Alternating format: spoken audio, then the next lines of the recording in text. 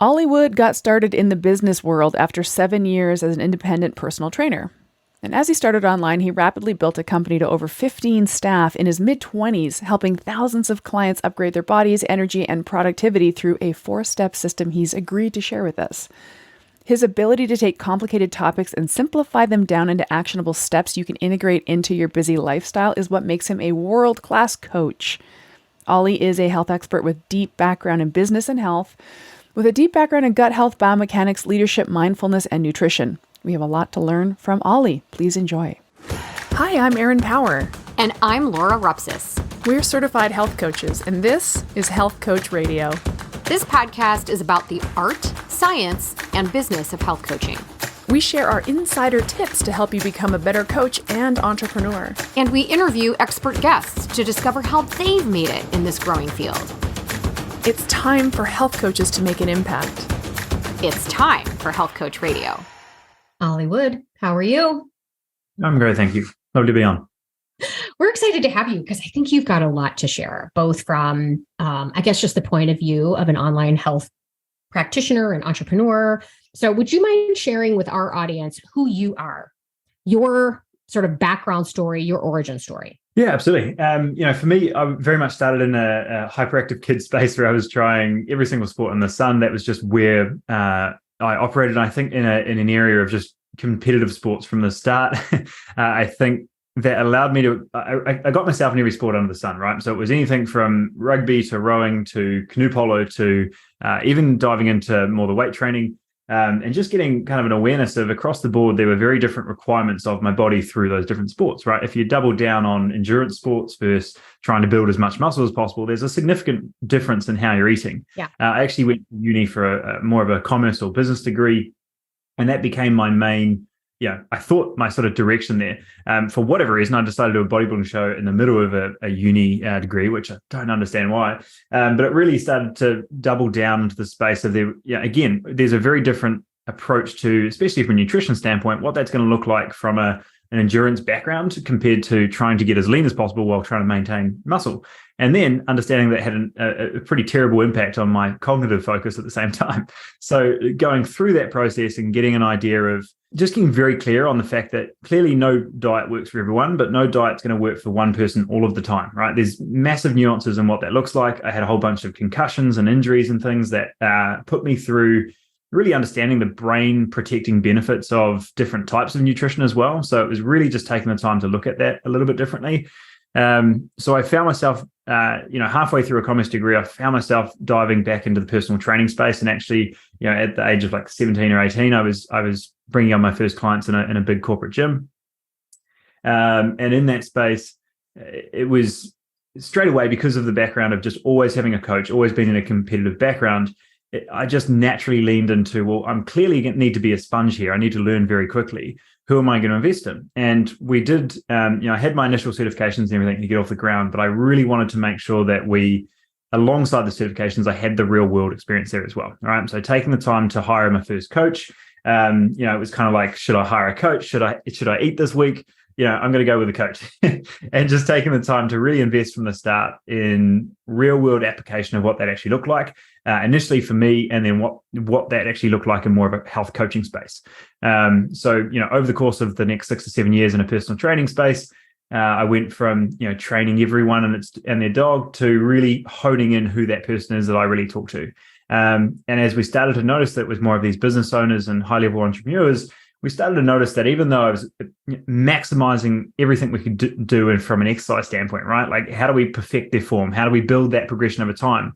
I realized none of it mattered with the amount of stress and inflammation they were walking through the door with, right? They were so honed into what had just happened in the last meeting or email that there was very little focus. And I could optimize everything I liked about the way I exercised. But it was kind of like they keep coming back with me like, shit, I've got to think here too.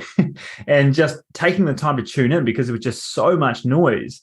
And you see this all the time. I'm sure there's frustration around it, is there's a head and a meat suit that's just entirely disconnected. So taking the time to look at this a little bit differently was kind of where my journey started a second time. There was a very much an evolving of me just kind of being my own athlete. And then there was like, this coaching space is very different. And I think one of the frustrations in our world at the moment that'd be helpful for most coaches to hear is we all tell our clients, you need to be disciplined, you need to get those workouts in. But if you look at yourself, if you're a health coach, you naturally were inclined to be healthy. You did the sports, you look forward to exercise. I remember waiting for the school day to finish so I could finally go train. Like, that does not happen with people. So getting an awareness of realizing that it's really not a discipline game for us, so we don't actually know what we're talking about. It's taking the time to get their body back on their side, get to a point of them feeling good in their own skin, feeling like they actually are energized and want to move. I think is an important lesson to learn there as well. So it's absolutely is discipline to be built, but it's usually a discipline environment or an association with a bigger cause than like, I need to torture myself in a workout today. All right. Yeah. So I think that was a really big start just from a training standpoint. That was absolutely my background. And then as I started to understand, like, this is really a bigger picture. I'm only working with 5% of how to get this person to actually move long term. That's where we started to bring in a couple of experts in the space of nutrition, and the conversation really became, it was 100% training, and now it started to become, 30% training, 70% training and 30% nutrition. Now we're talking 50% lifestyle design, 50% training, and just evolving over time to like, how am I actually going to get this person to create real change? Because I created my entire value around, well, let's just make sure they're sweaty by the end of the workout and tick that box, But if I actually wanted them to change, and over the course of working with these clients for years on end, I want to make sure they're moving, right? And I think as a personal trainer, as a coach, we've always got those couple clients in the corner. They're like, they come along, they're friendly, but they're not actually creating change. And that was something I just wasn't, I didn't really tolerate, and I wanted to make sure that they were all moving forward. So it was a very natural progression for me online, because it just expanded beyond the constraints that I could really provide to my clients. And I became very aware very quickly through working with different coaches and experts, the areas that I wanted to access in order to actually truly help my client was a 10-year degree in every direction, right? So really taking the time to bring in the gut health experts, the mindset specialists, like really diving into understanding blood work and like what's actually happening behind the scenes. And we talked before, Laura, about the sort of autoimmune conditions that are just drastically going through the roof. Now we're fixing all these little acute issues, but these chronic ones are just becoming so prominent that most people aren't even aware they have. So it just became a natural evolution of us online and how we actually could really, at the end of the day, help our clients create real change. Amazing. That's a very client-centered origin story. Mm-hmm. In the sense that you were picking up cues from having worked with people, and you were able to witness what was and wasn't working, where change was and wasn't happening. So like there's like an open-mindedness there, sort of like you have to kind of confront your biases and decide, like, I really need the clients to kind of guide me to where they need their help, which I think it's really cool when a health coach can kind of drop their armor a little bit and be open to that. And one thing that you said that is interesting, and I just think it's kind of a rally cry that maybe we all need, or a reality check maybe that we all need to kind of have, is that we kind of are outliers. We were able to figure out health on our own. And yep. we did it. We were able to figure it out and make it a passion of ours, but our clients are probably not, obviously not, because they're paying us for help. They're coming to us for help. But I think we have to almost like disembody for a moment and connect to the person who's struggling to make change. Like, mm-hmm. I spent so much time in the gym as well as a fitness professional, but teaching group fitness programs. I must have taught classes to, I don't even know how many tens of thousands of people at this point. So these people are moving. They're coming every single day to the class and they're moving, but like their health is not improving. Their body composition is not improving. There's so many other things that are not coming along for them, even though they're kind of checking that one box. And you can either choose to be frustrated by that as the health practitioner or curious by it. 100%. As you said, yeah. You nailed it, which is we come into the space with a natural inclination to be healthy. Your client is not that person, or they would be the personal trainer alongside you. And you need to make that decision very early. Are you going to focus on getting the best of the best to become your, professional athletic coach, or are you going to work with the general population or find your audience within that audience? And if you're going to do that, then it's a case of really shifting your perspective of, I'm some special unicorn that's managed to get healthy. And it's really just, I have a positive association to something I'm good at. And most people are not willing to get good at something because they're not willing to get bad or be bad first, right? They just don't like feeling terrible. But if I go into gym, I know that I'm going to crush that workout. I know what structure that's going to look like. And I'm going to leave the gym and be like, I expected that to be a good workout because I knew the variables at play. They have no idea, all right? So just taking the time to look at it through that lens, and really, as you said, client-centric approach requires you to be in their shoes. And if you're not doing that, you're just trying to hype up your own ego rather than actually helping someone in front of you.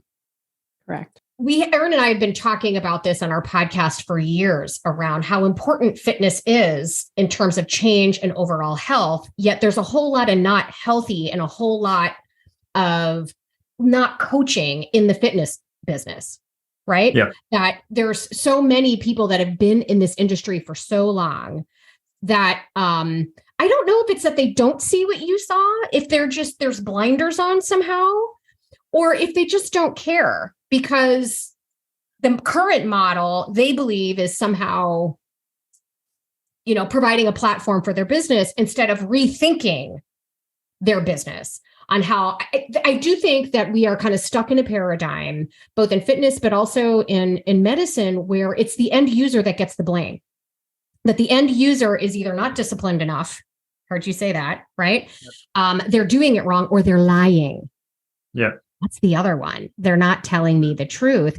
Instead of stepping back, to use a term Erin used, curiosity, like, gosh, where's the disconnect? Yeah. Right. And I have this conversation with my head coach every single week. Where can we be better? Right. Because there's a certain percentage of our clients, we work with 250 odd clients in a one-on-one setting right now. And we know that 5 to 10% of them are always going to win. Like they're winners, they come to the program with momentum and they keep the momentum through the program. But how are you asking the question of how can I make more people win? How can I lower the bar to make sure that even more of these people can win?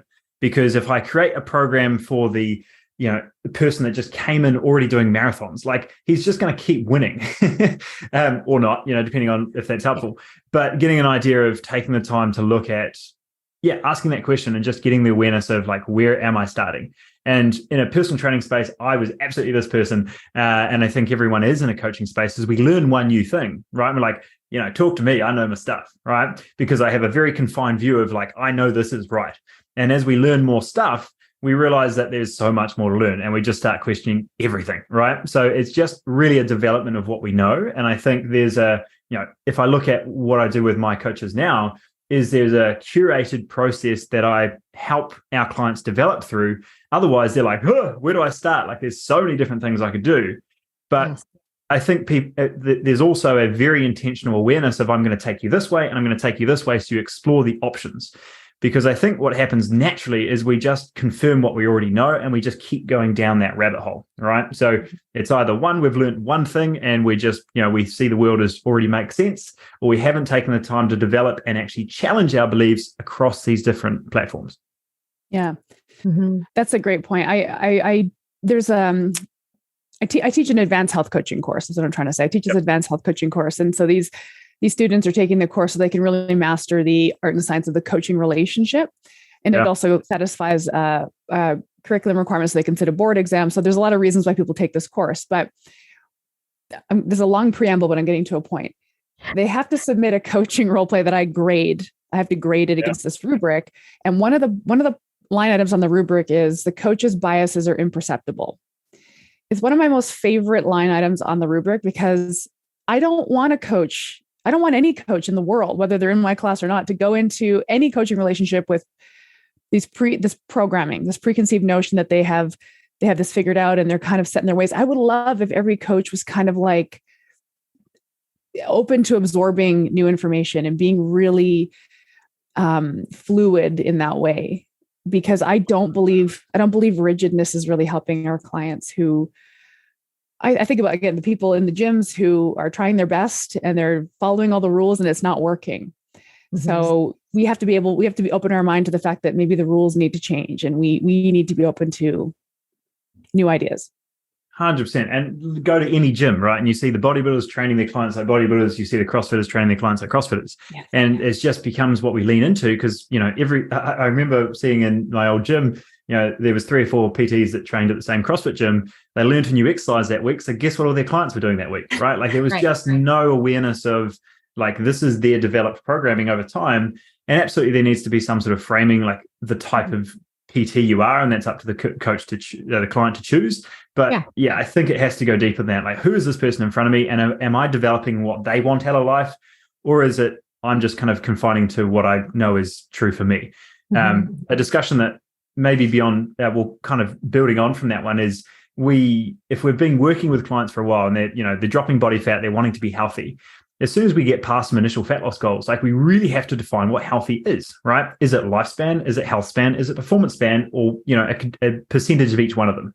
Because if we're focusing on a marathon, it's not going to be particularly helpful for lifespan, but we can improve your performance and vice versa, right? So taking the time to really get an idea of what does that, anchor point for you actually look like, and how can I help you with that goal, not my goal? Otherwise, we just sort of preempt like, well, this is what I think will look good for you. So I'm going to focus on your rear delts and your glutes and whatever. And they just, whatever that is to really help build forward. Yeah. So to Erin's point, in terms of being open to changes and seeing things differently and learning new things, and I'd love for you to comment on this. What I think most coaches need to get started is a framework, right? A program, a framework that allows you to get started and work with people that as you are working your way through the relationship and the client is experiencing change or maybe not, or a direction they didn't expect, you've got the latitude and the willingness to be, again, curious with the client about what's happening here and a willingness to make some changes. And what I loved about your story, first of all, that you invested in your own coach early. Yeah. Right? Even though it's not like you were rolling in dough at a time. And this is something that we hear a lot with our own students. Like, I can't afford a business coach right now because I'm not, but at the end of the day, and again, maybe this is something you can comment on, the right business coach will be worth what you paid 100%. Multiple times, right? In terms of just what you get back. So I love that you invested in that early and not just went, I heard you say, I had my certifications, like, meh. And Erin and I would agree, it's kind of table stakes. You have to be certified and earn some knowledge in the direction you want to go. But then I also heard you say, everything I felt I needed to be an expert in was a 10-year degree, and I couldn't do that. So rather than just go and get a bunch more certifications and education that may or may not have been effective or efficient for you, you just went and hired experts to help you. And so I would love for you that was a long preamble, but I guess I would love for you to put like some parentheses around all of this in terms of coaches getting started and being clear on what it is they want to be able to do as coaches and where to sort of invest in help and support in terms of just getting started early. Yeah. And, we made fun of the CrossFit or the bodybuilder, whatever that is. I think we all need to go through some level of like, oh, well, that was dumb before I really learned the opposite, right? I think there is a requirement of that at some degree. A general rule when you're learning things is you can either pay with time or money, but at some point you need to have an initial experience in order to listen. I remember reading a book the other day. I'm like, this is fantastic. But I read it 5 years ago and it just bounced off me. And it was just entirely different life experiences in order to be like, yes, this actually makes sense. So I think it is a balance. I think you do need to make a couple mistakes along the way. Knowing what I know now and what I coached someone through 3 years ago compared to 10 years ago, I'd be like, I wish I could help that person again, right? So I think it is absolutely a journey. There are going to be some failures along the way. Even in the bodybuilding space, right? Both of you will associate that not necessarily with healthy, but with, just trying to get in shape, potentially just ego, I don't know.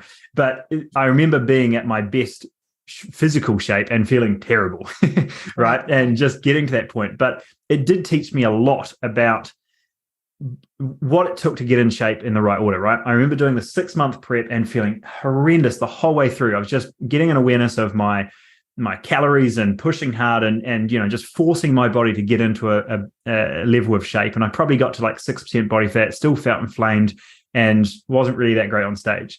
The last one I did, there was a huge focus on, let's start with stress. Let's take the time to really sleep like a champion. Now I'm going to rebuild this up with a little bit of walking.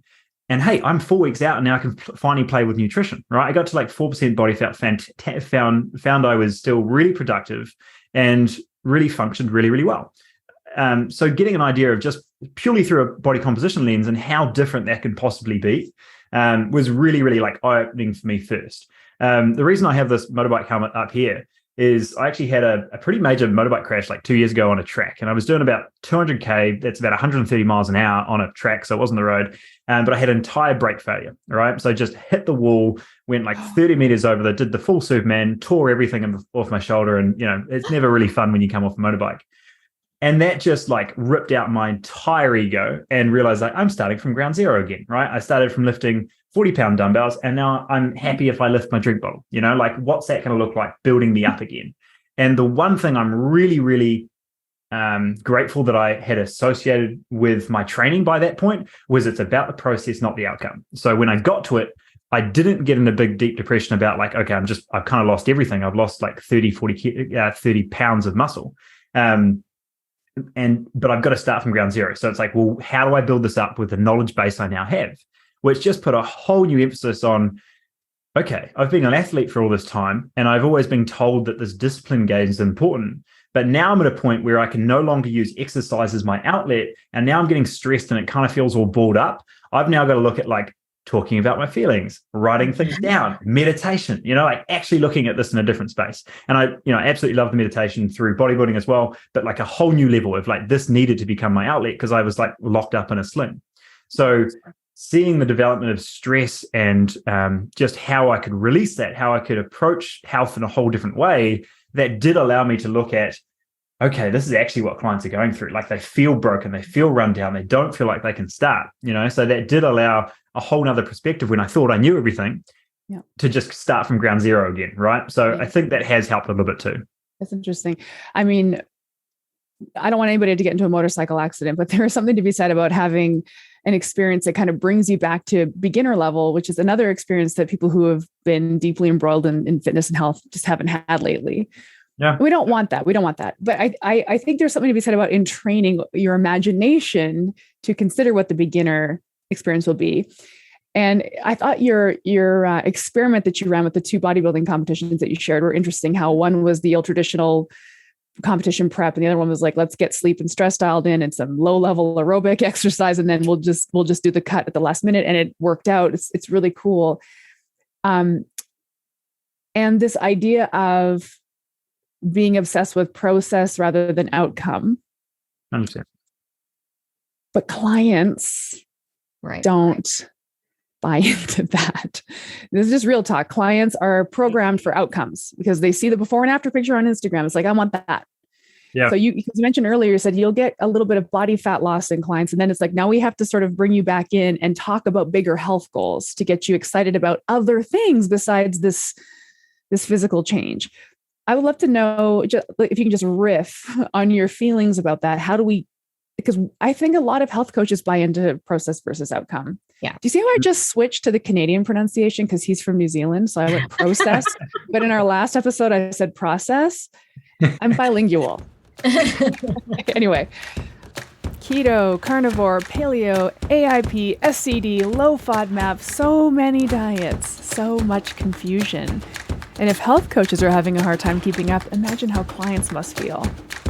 To make sense of it all, Primal Health Coach Institute partnered with registered dietitian and health coach Martha Tettenborn to create a comprehensive functional therapeutic diet specialist certification.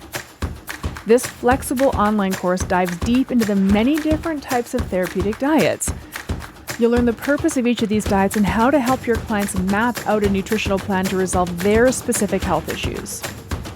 As a certified functional therapeutic diet specialist, you'll help people reach a deeper understanding of food as medicine and transform their lives for the better. Find out more at primalhealthcoach.com. This is my struggle with my own clients. I always tell them, start with the beginning in mind. Take one walk today. Who cares about your walking habit? Take one walk today. Just start with today. And they buy into it for a time. But what I struggle is with convincing them, and that's not the right thing to do, but like, to be process oriented. So how do you manage that? It's such a good question. And if I was to really zoom out in my progression as a coach, it's like obsession about training, obsession about nutrition, understanding what gut health and how much of a role that really plays. And then now it's literally like just entire behavior design, right? Which is coming back to the question we had before is like, how can we make more people win? They know what to do. That was never the problem, right? So taking the time to actually build that forward, I think for who we work with as a client, I think it really comes back to my analogy before of like I needed to go through like making some mistakes for the book to not bounce off me and like that actually makes sense. So I found a huge difference, with the quality of program comes down to the quality of our clients. And I know you talked to Yuri about this, on the last podcast I heard as well. Yeah, he does something very similar. Like there's a huge amount of time investment required from the clients. and a level of like, you need to jump through some hoops for me before you can work with me. If you've got a pulse and a credit card, that is not enough. For most coaches, like, work with me and you're fine. But they need to be the right fit. So where I'm going at here is, if you're 25 and you want to get in shape, if you haven't really experienced any resistance or a huge amount of diets, or your body's kind of actually okay, you just need to move. That's very different to someone who's 45 or 50 that's gone through 50 different diets. A couple of them worked, but it's getting harder and harder now, and now it's not working the same way. So I think a big part of that is experience, because one of the things that really lands with our clients is having that discussion around, like, would you like to, go into this diet, do it perfect for 3 or 4 weeks, and as soon as your kid gets sick or a work project happens again, you're going to plummet through the floor, or would you to build this in a sustainable way? And they're like, of course, I'd like to build this in a sustainable way. So I think there's a buy-in aspect of like that only really truly resonates when you've been through the diets before and you've seen what not the right way looks like. So I think there is a level of that sometimes. And, again, like you didn't wish the motorbike accident on everyone, I don't wish the 50 diets on everyone either. But it is a reality of the world, is like, you think you can get a quick fix, you get an initial result, and you kind of blow up everything else, right? Yeah. So taking the time to have a discussion of, where's your mental health, where's your recovery, where is that foundation of just how you set up your day to get the most out of your day, are all really important conversations, and have all been well overdone on the YouTube morning routine. But taking the time to anchor in what that looks like for them, I think, is really, really helpful. When we look at the type of nutrition plan that we want to go down, whether it be high fat, high carb, really doubling down on protein, at the end of the day, you need to get an idea of who's the type of client you're working with, because I think it's important.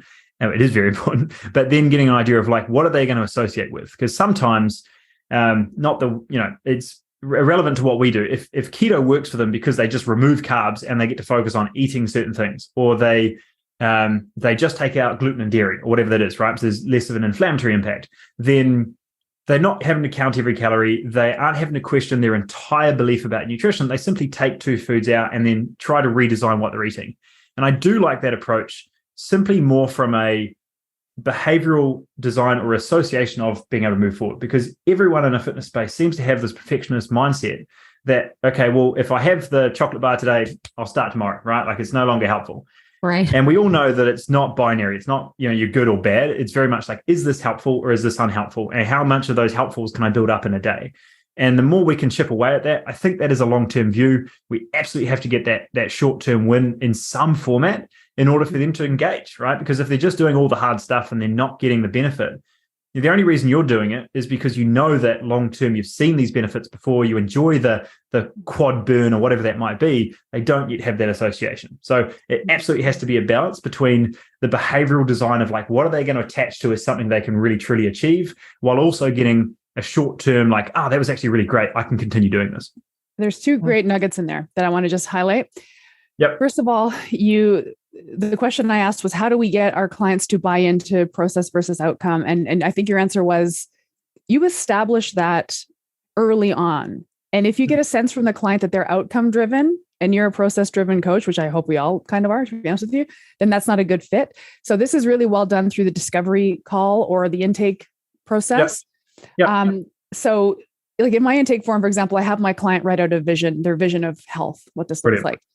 Yeah. So they have to do that up front in the relationship, but also I bring it back in multiple times throughout. It's like, remember when you said this in the intake form? Remember when you said this? When I can feel because as much as people want to have this more holistic view of their lifestyle change, they're still programmed into diet culture. And they're still programmed to want to lose 1 to 2 pounds per week because somebody programmed that fake news into their brain. So I think that's a really interesting tool. I would recommend to coaches to ask that question in intake and then refer back to it often. That's your Bible. You have that access all the time. Another piece that jumped up when you were talking was this idea that, what really bugs me, just as an anecdote, when people say it's not a diet, it's a lifestyle change. It's like, that's a lot. Oh, just a lifestyle change, just your whole lifestyle. Like, that's not making it sound easier. I'm like, why don't we just change your diet? Like, why don't we just make a diet change? Like, let's just try a life without wheat for a week and just see what happens, right? Just to see, as an experiment. I think we need to flip the script on that. Lifestyle changes are enormous. Diet changes, they can be pretty quick wins for a lot of people. And then when you get that quick win for a client, then they're kind of like feeling motivated. Like maybe they dropped a bit of water weight, to your point, because they've lost some inflammation. Who cares? They love it. Their pants fit a little looser. Maybe they're 3 pounds lighter on the scale, whatever. We got that quick win. We got the buy-in, right? From that small change. I love this idea of going really granular with change. I think we need to let go of this whole lifestyle change thing. It doesn't work for people. It's overwhelming. We when the program that Erin and I work for, we have like a general kind of programming outline that we provide for coaches to kind of help get them started. And by intention, the first 4 weeks is kind of food driven, because for most people, it's the biggest needle mover. But it's not necessarily about counting calories. I mean, every coach is going to have their, their own methodology. But at the end of the day, in the beginning of the relationship, it's focusing on the things that are, first of all, within control, the process of making that change, but that we know a client's going to feel some sort of win with. It might not necessarily be weight loss immediately, but I have better energy, or I don't feel bloated anymore, or, the brain fog is gone, or I'm able to sleep better, whatever the case may be. And for so many people, nutrition is probably the most, it's the fastest to, attack, right, and change and see results in.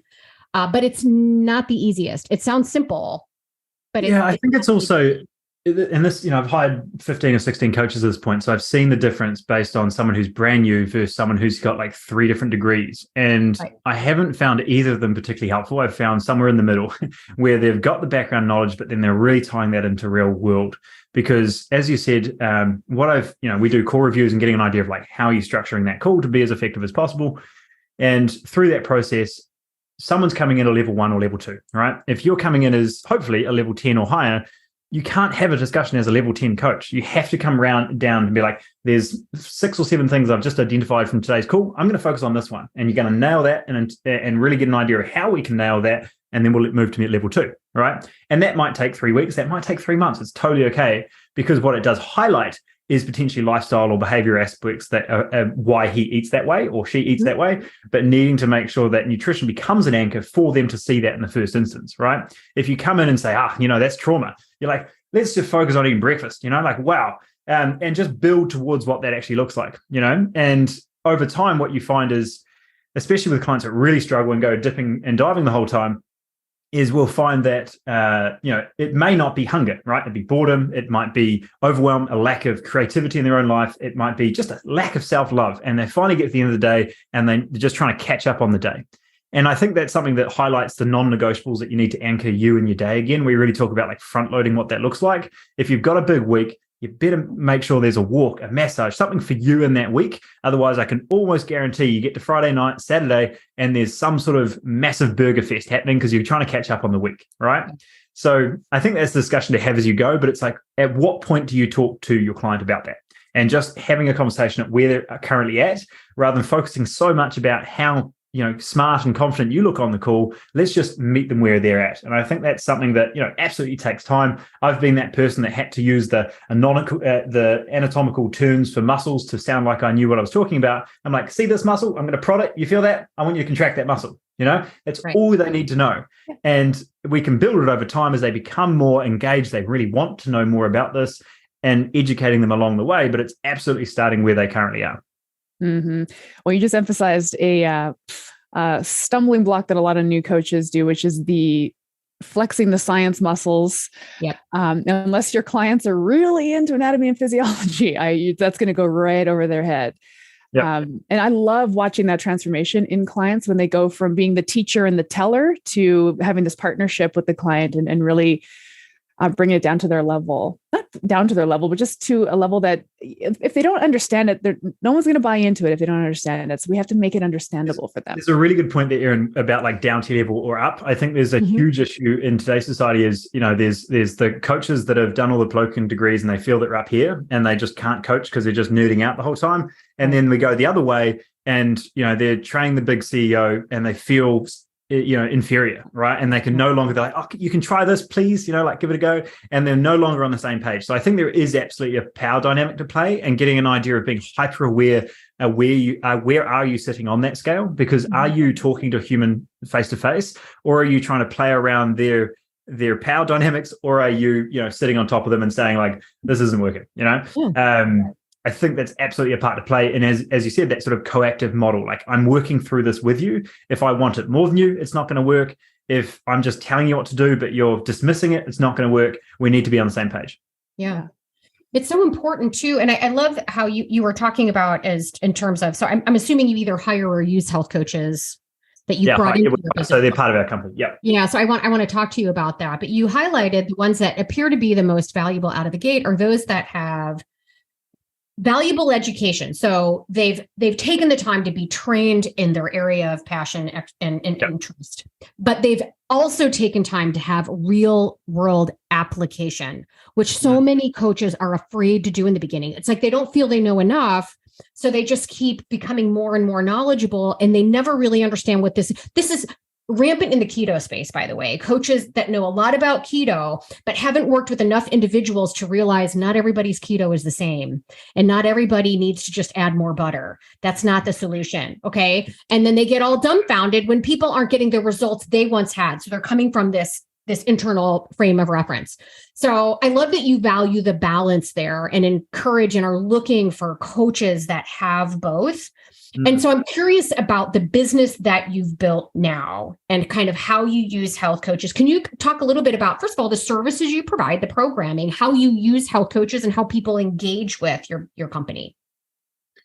Yeah, I was going to go down a different tangent, but this awareness of, as you said, there is the coaches that I initially thought that, okay, if a coach has been working for 20 years, they're going to be better than someone who's been working for 3. But I've got someone in my local area that completely showed me that this was not true. And it was an awareness that are you developing over time and questioning your own beliefs, right? Mm-hmm. Because the ones that are most damaging, the ones that we truly believe and we don't question, right? Are you questioning those? And I think that's, if anything, is that the skill I'm actually asking or asking for in a coach? Or are you simply allowing yourself to have this ego that just protects anything that's outside of your current worldview? And well, if it's not working for you, there's something wrong with you because it works for me, right? Yeah. And they just protect that anchor the whole time. So that's not helpful at all.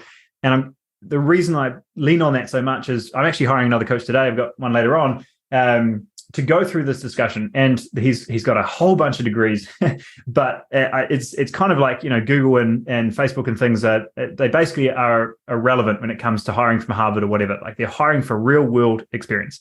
And that's going to be the discussion I have with them, right? Is every single application is like, give me a video and tell me, what's happening. Maybe do a personality test. And I actually don't even care what personality you have. I want to hear how you reflect about that personality and what you learned about yourself. Right? Mm-hmm. Because if you don't have that level of understanding or ability to step back and just observe how I can adjust, then it's going to be very hard to coach you over time. So it's absolutely a development of your skills over time. It just doesn't have to be in such a traditional setting, because if it's only ever a 5-year degree that you've done and you're like, cool, I've done my education now, I'm just going to go coach clients, you're so far behind, right? Mm-hmm. And you'll continue to get further behind because you'll just reinforce what you learned once in a textbook.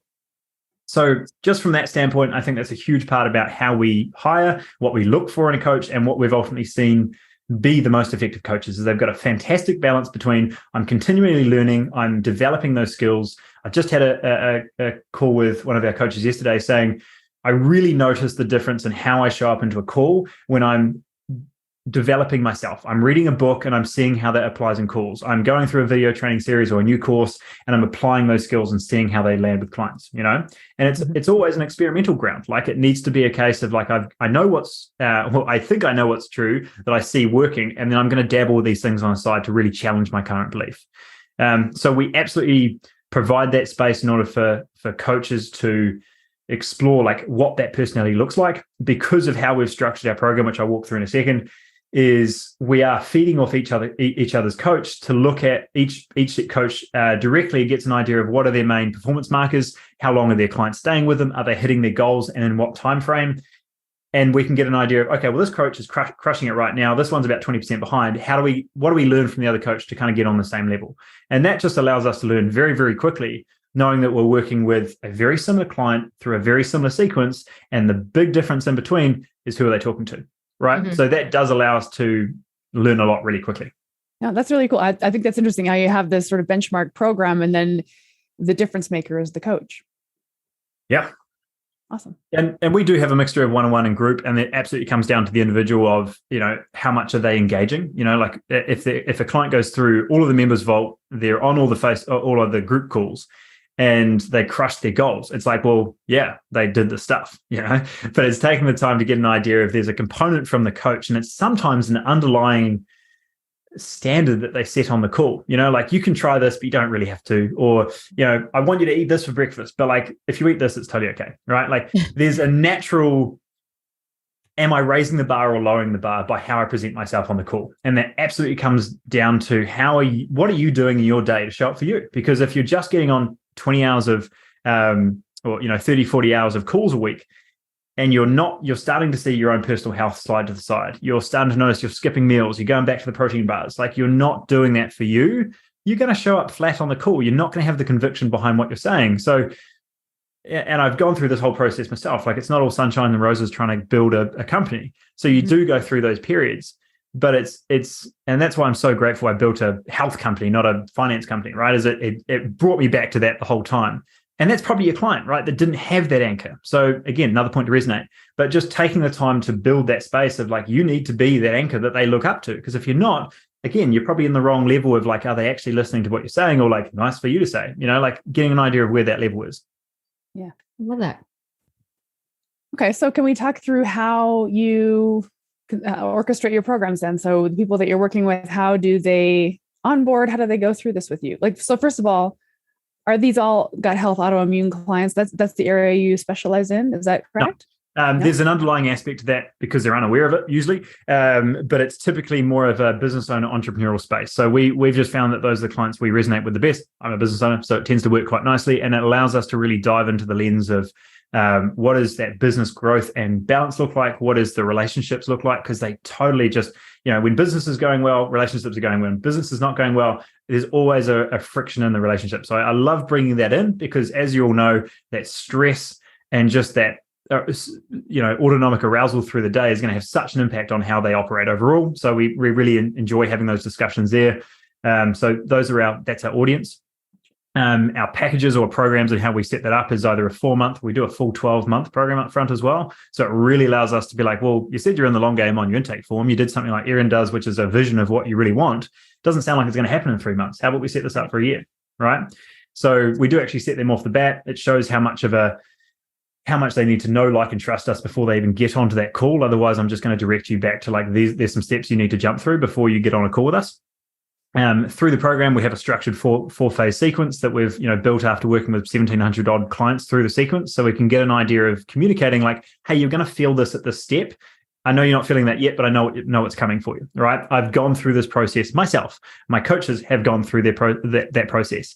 They know what's coming. They know what it feels like. They are recommending things that they have currently done, and they know what they're looking for through that. So it allows, as Laura said before, an overall structure that clients are going through, but then the ability to make it more fluid for the client, for their age and stage in life, for the timeline they need to let that really solidify. But there are key steps, and allowing us to build step 1, 2, 3, and 4 as a progression of talking to the client at the right level. Cool. Mm-hmm. 2 things I love about that. First of all, you have a methodology. There are steps they go through in order. Yep. The duration of time they spend in each step, that's going to be driven by the client, but there's a path forward and there's predictability built in because you've done it 1,700 plus times. So that's the benefit to creating a signature methodology that's then repeated, is that you get this data and you can start predicting outcomes, predicting when things are going to feel different and what's going to come up. So I really like that. I also really love that you're doing that you offer a 12-month program.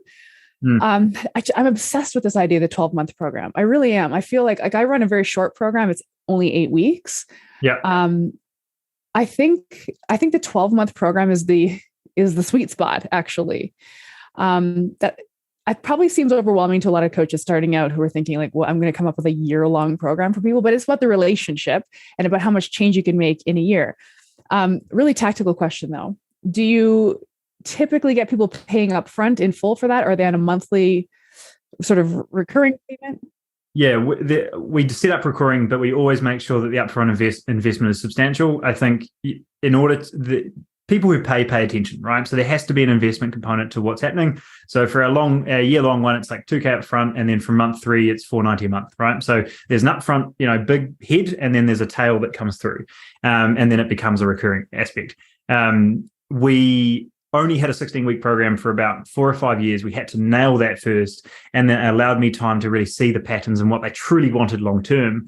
I started off with like, cool, now you've lost the fat. Where's your marathon? And they're like, whoa, I just want to maintain what I'm doing. Like, I don't want to go backwards. So getting an idea of like really rebuilding that in a way that engages them and creates an ongoing structure. Because I think as a coach, the reason we don't do a 12-month program or a 24-month program is because we don't feel confident that we can actually engage a client for that long, like right. A lot of the time. So, and if I tried to do it 5 years ago, it would have completely failed. The only reason it works now is it's kind of a balance between like having the right clients in the community while also having a long-term structure that aligns with your current model. Because if it's like, I'm going to lose all the weight in 3 months and now I'm going to maintain, it's kind of like I'm going to starve myself for 3 months and then I'm going to use a lifestyle diet. It's like, well, hang on, these look like two different programs and they don't really associate with each other. Yeah. I think there's a balance required there for sure. Yeah, there is. So it's funny because in terms of to your point, people they'll lose some weight and they'll find success, because we kind of give our coaches, the people that go to our program, an outline around a 12-week program. That 12 weeks seems to be a period of time that doesn't feel like an enormous investment to that client upfront. It's a little easier to sell that. But to your point, I think it takes experience and confidence and a lot of reps under your belt to feel confident that you've got what you need to sustain that client for a full year. But Erin could probably speak to her experience too, but my program is 12 weeks long, but my clients often re-up with me once or twice, because they recognize, wow, I've gotten, because there's so much. This is what happens with a lot of the weight loss, quote unquote, coaches. I'm saying that in air quotes, because we know they're not coaching. They're putting together meal planning templates and holding people accountable, which is great. But you get to the end of that meal plan, there's no one that teaches them how to kind of reverse diet that and maintain that. They're kind of given this handout on here's what to do next and later gator, and then people end up just gaining it all back at the end. That a true transformation that's sustainable really does take longer. So what do you think that is, Laura? Because I'd love to get your views on this. This is something that we've spent the last 6 months talking about, and I'd love to dive into my view of it. But like, you go through that process, you build a diet, you get someone to create change, and then, here's your reverse diet we've gone through and our program's done, see you later. Why do people put that weight back on? For me, I think it's because the initial goal was not at the sustainable goal. They hit the goal, right? Okay. But if we go back to it, it's a difference between the outcome and process goal, right? So we have all these people. I guess there's like let's talk to the right people. But at every level, I think at some point, like if you just, we see it all the time is, I want to work on my mindset. I'm like, well, great, that's going to be hard to find. Like one day it's going to be great, next it's going to be terrible. Like, how do we actually create some true benefit there? So I think it is finding a balance. But one of the things I've found recently, because I only really opened it up in the last 12 months, and it's been super interesting to do, is we have, most of our clients, or 99% of our clients, work with our coaches directly. And then you have the 1% that always wants to work with the person on the ad, like Olly, right? So they pay a premium, they work with me directly. And what I found is initially their results were worse. And I was like, what is going on? Like, I think I'm an okay coach here. But it was just a complete disengagement to community, right? Like they weren't actually challenging their beliefs of what they thought were true. They were just logically changing things. And if you can logically talk yourself into something, you can logically talk yourself out. So in order to create something long-term, that is where it's kind of like, which one do you start with? Because I think you need to have a community in order to create this first. But once you have it, you can nearly harness this long term. So if you are someone that's got a program that's had a couple hundred people that have done it before, and now you invite them into, hey, this is actually a whole new thing we're looking to do, develop your body, brain, and business for us. It's taking the time to look at, like, let's actually make this community long term, because the training nutrition absolutely is going to be a key component, and it's going to be a standard that the group sets, not just coaches. And we're going to make refinements for you one-on-one. But I think that does allow for another level of lifestyle design long term. Once you've really created a truly great, 90-day or 120-day program, is to make sure that there is a long-term mission behind who that person is. And this is something that we're having to now refine a little bit, because if you're getting in your stay-at-home mums, your business owners, your mid-level managers into the same group, they do not connect, right? And it's not just a who am I advertising to, and I need to find my niche. It's like that actually does make a big difference when you let them into the program as well, because they need to actually connect with their partners along the way as well. Yeah. 100%. I think there's a lot to be said. And this is something, so I have one client and our sessions are always done on a walk. He lives in my neighborhood and we take a walk and we talk things out. And one of the things he's really mentioned is how he views the other people in his life and the people he's surrounding himself with. And so he's like, this is really kind of a weird experience for me because the people that he once enjoyed spending time with are people that like the pizza and the beer, and they still enjoy that kind of stuff. And he does not want to go back. Yeah. So this is where Aaron's like a diet or a lifestyle change. The diet, that kind of the changing the way he eats and the way he lives his life was that first step. He's now recognized not only if I want to maintain this, I need to now change the people that I surround myself with. I need to change other habits in my life in order to be able to kind of maintain that. And that's where this, the off ramp can't just be a drop off. It's got to be some sort of training wheels that get smaller and smaller and smaller, until they're really on their own. Mm-hmm. Yeah, I think this idea that maintenance is the skill to master is compelling. But unfortunately, the word maintenance has been bastardized by the diet industry. But I don't mean maintenance in terms of maintenance calories. It's like, adjusting your environment in terms of the people that you're around and so that, in support of your ongoing goals. And then having a community built into your health coaching program is extremely useful there. And that community is well curated. But what it's so interesting because my program being 8 weeks long, and Laura, you kind of queued up this question a while ago, which is like, do people re-up with me after the 8 weeks? Well, they don't, because I've pitched it as an 8-week solution.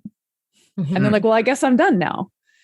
And they have results. They definitely have results. And a good chunk of them keep going and master the skill of maintenance. But this is why I'm very curious and interested in the 12-month program. And I think what you said, Olly, was like, we started with a 4-month program before we could make it a 12-month program. I just think that's a really interesting way of approaching it. It's almost like you do have to start with the short duration, dial moving program before you can even conceive like, now, how am I going to get these folks to practice this and adjust their environment and set up their relationships and work through their mindset and work through their struggles and all the things that they're working through in the long term. I feel like I just wanted to put that out there as just an interesting commentary for folks listening who are maybe newer in the space that might find the idea of a 12-week program, although a 12-month program compelling and important, but hard to imagine. It does generally start with a shorter one. I did have someone the other day, and I agree with that entirely. I think you need to make sure that you're confident with your lead flow and a business model first before building ultimately a back end. But I did have a client the other day that I had an interesting experience with. Again, one of these guys that wanted to work with me one-on-one as opposed to with my coaches directly.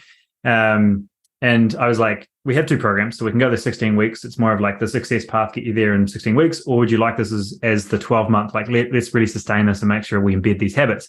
And it's like, oh, thank God, I don't want another 16-week program. Let's go 12 months. Didn't even ask price. And I was like, all right, let's go. So it is absolutely something that people are craving, right? But if I sold that without actually being confident that I had an awesome structure behind it, I couldn't do it. So it is finding the balance between the two, because I think there are absolutely people out there that want that. And coming back to the point earlier of, this is the kind of guy that has been through 50 diets and he does not want to start another one. So it was a discussion that just hit him as like, this is exactly what I'm after, but you've got to make sure that we have a 4-month sequence to keep him engaged, because just selling someone to program is not, you're not done there. You actually now have to fulfill it. And what I have found, and this is one thing we're working through at the moment that we're getting better at, is if you build them on a 12-month program, the one problem psychologically that comes through is they fart around, right? They're like, oh, I got 12 months to get started. I still need you to get some sort of win in 2 weeks, right? I need to get that, like, get you started, build that momentum through the first 4 months.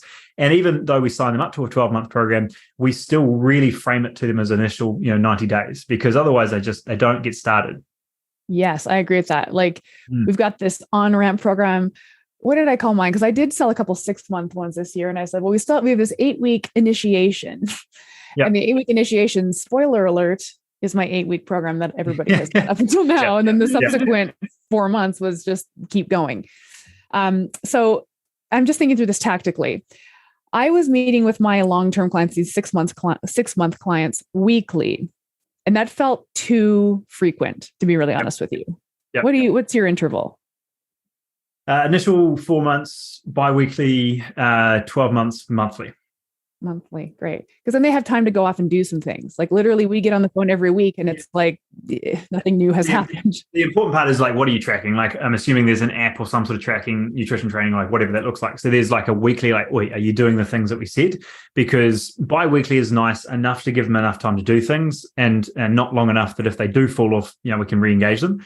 A month is too long if they're going through that initial 4 months. And ultimately, it can be too long through that initial program there. But that's where, like we talked about before, the community aspect and making sure they're engaging. Like, hey, I haven't seen you on a live call recently, or I haven't seen you logging something in your app. There's still going to be an engaged component of week to week, but like there's not actually needed to be like, I don't need to change the full plan. It's very much like, how's things going? And as you were doing, Laura, with your client that you're walking with, which I really enjoy, is like you're making it more about like, what's the belief that I need to adjust here? What's the language you're using that's just making it a little bit more challenging? What friction's coming through in your life that's stopping you from following the things you need to follow? Like that's kind of more of a discussion, and that's where the soft skills really come in. Like having your and I think that's where the long-term program really has challenged me and transitioned me from the gut health to the behavioral design is we need to be reminded more than we need to be taught. If we did the stuff we know we needed to do, we would be all six-pack abs and look amazing, right? But it's the stuff that gets in our life that's going to make that difference. And I think a discussion of that is what we're trying to break at the moment, because as you said, you've both, and we all have frustration with the client that says, I've got the skills now, thanks, I'm going to go. And it's like, but you don't have the support channels. You haven't broken the beliefs. And I guarantee you're going to be in the same spot in 4 months. And that's kind of where it's a discussion of, what do they need to hear versus what do they need? You got to kind of balance it up.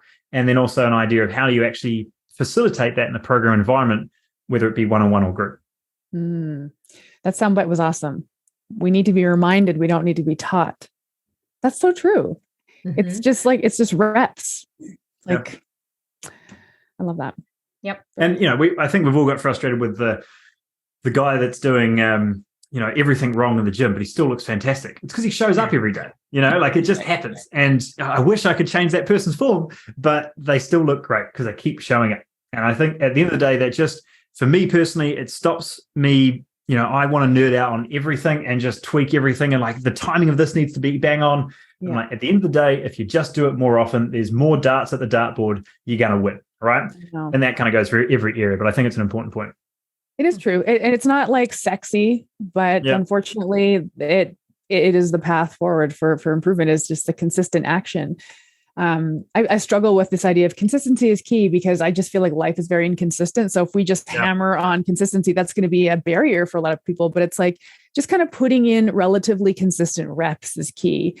Even imperfect ones count. And so that's really the benefit of the long-term program, is that we get to help people rep it out.